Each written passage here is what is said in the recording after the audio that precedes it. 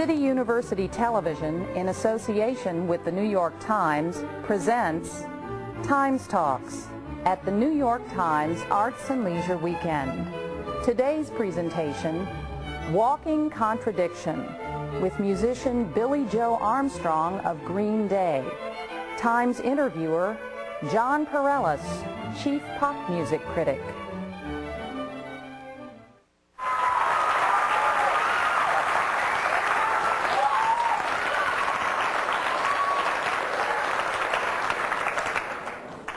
First, thank you all for coming. You guys know, as every American idiot knows about Green Day, they've been at it since he was a teenager, and still one of the strongest, most innovative punk bands on the planet. So I want to welcome Billie Joe and thank you for coming. Back when punk was in the CBGB era, when I first got to New York,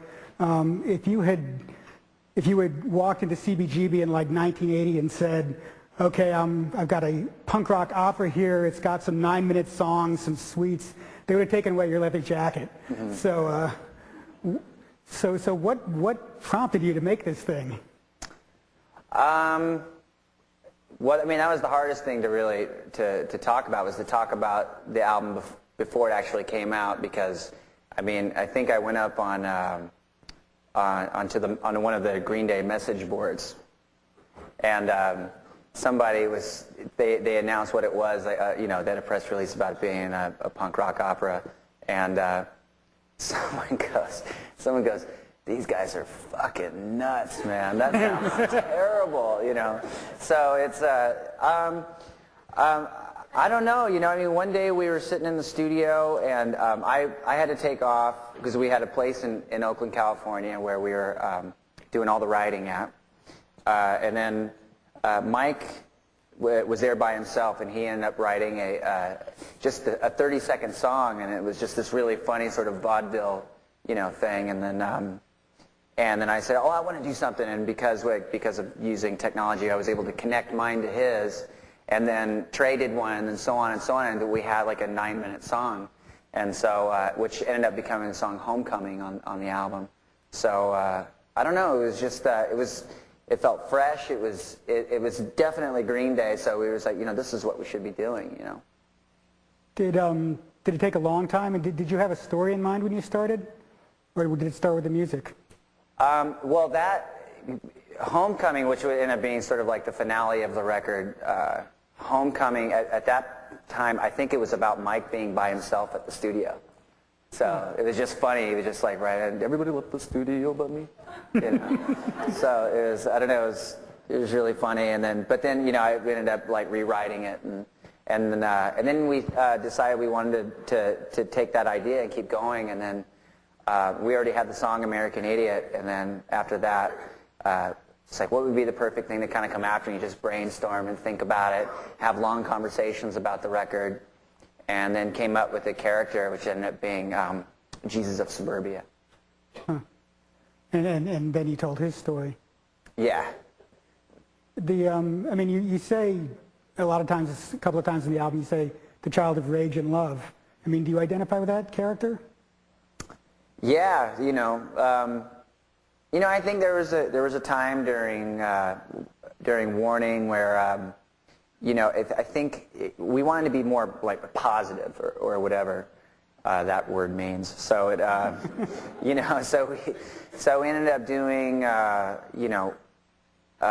so anything to not be negative. So I don't know. So when we were talking about just how do we say this, and I don't know, for me, I think it's okay to write like in a negative way. So it's like when that first line, "I'm the son of rage and love," first came out, it was like a floodgate for that song. It was just all this like anger and frustration and whatever that you sort of have penned up inside you that you sort of live with for so many years. You just end up all coming out at that moment. So and that could be whatever. I'm the son of rage and love. It could be the son of your father and your mother, or depending on what you think of rebellion, in terms of what is self-destruction and what is following your your beliefs and ethics, you know.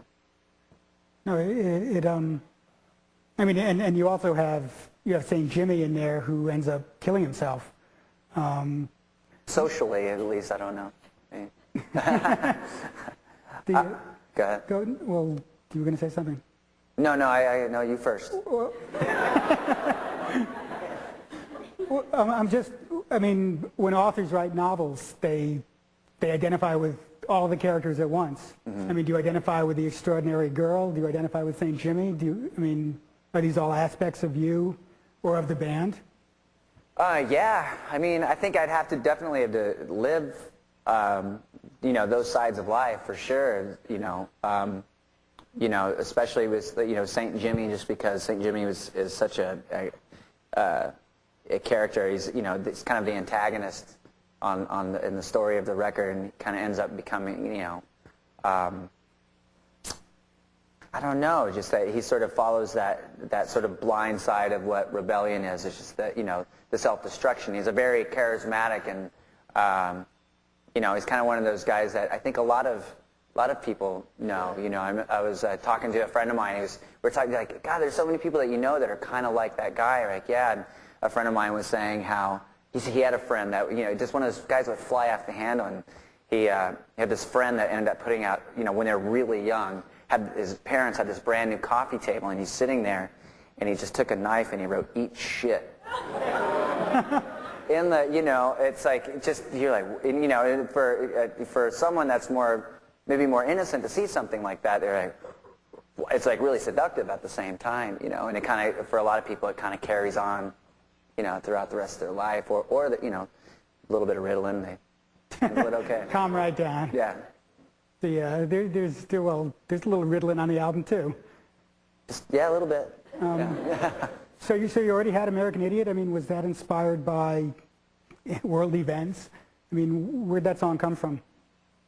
I was I think I was sitting around. It was right when the war in Iraq first started, and there was these journalists that were embedded into the tanks that were their road to Iraq. And it was one of those moments where like reality television meets something like CNN News, splashed in with Viagra commercials, and then then you flip the channel and you're watching Fear Factor, and there's you just get bombarded with just like, oh my God, it's like it was just kind of scary, kind of almost like, not to sound biblical, but almost like apocalyptic in a way. So it was I don't know, just kind of a scary time, and it's like trying to struggle to find your individuality throughout all like a just a blitzkrieg of bullshit, really.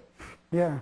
No, I mean, you talk about media brainwashed America, and not wanting to be part of it.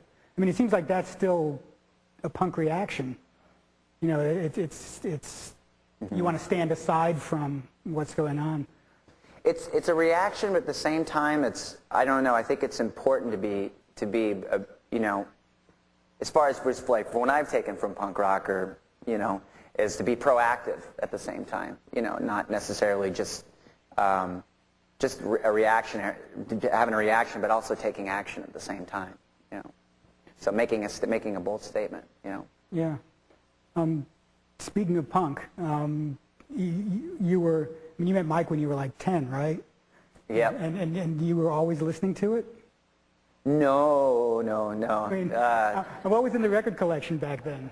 Well, me and Mike, we met each other in the 5th grade, and then we started playing music together, I think when we were about 12.